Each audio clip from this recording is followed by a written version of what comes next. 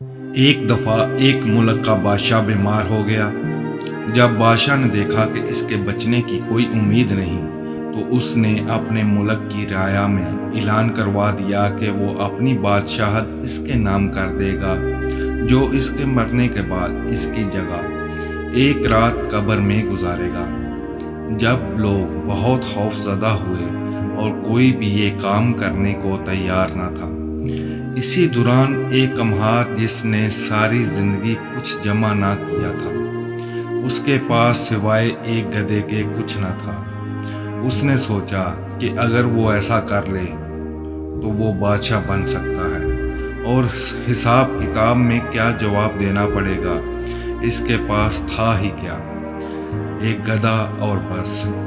سو اس نے اعلان کر دیا کہ وہ ایک رات بادشاہ کی جگہ قبر میں گزارے گا۔ بادشاہ کے مرنے کے بعد جب لوگوں نے بادشاہ کی قبر تیار کی اور وعدے کے مطابق کمہار خوشی خوشی اس میں جا کر لیٹ گیا، اور لوگوں نے قبر کو بند کر دیا۔ کچھ وقت گزرنے کے بعد فرشتے آئے اور اس کو کہا کہ اٹھو، اپنا حساب دو۔ اس نے کہا، بھائی حساب کس چیز کا؟ میرے پاس تو ساری زندگی تھا ہی کچھ نہیں سوائے ایک گدھے کے۔ فرشتے اس کا جواب سن کر جانے لگے، لیکن پھر ایک دم رکے اور بولے، ذرا اس کا نامہ اعمال کھول کر دیکھیں، اس میں کیا ہے؟ بس پھر کیا تھا؟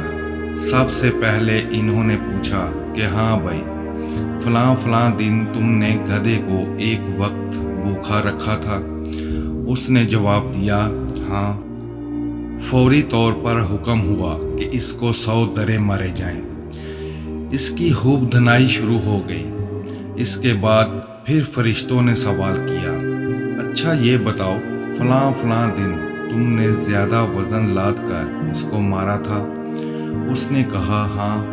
پھر حکم ہوا کہ اس کو 200 درے مارے جائیں۔ پھر مار پڑنا شروع ہو گئی، غرض صبح تک اس کو مار پڑتی رہی۔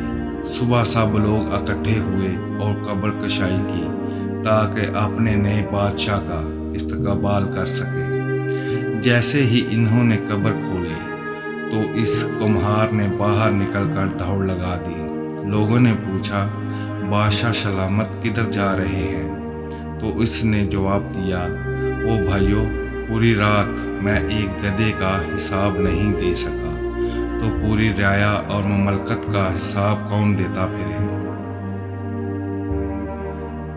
یاد رہے، کہانی فرضی ہے، لیکن کبھی سوچا ہے کہ ہم نے بھی حساب دینا ہے، اور پتہ نہیں کہ کس کس چیز کا حساب دینا پڑے گا، جو شاید ہمیں یاد بھی نہیں۔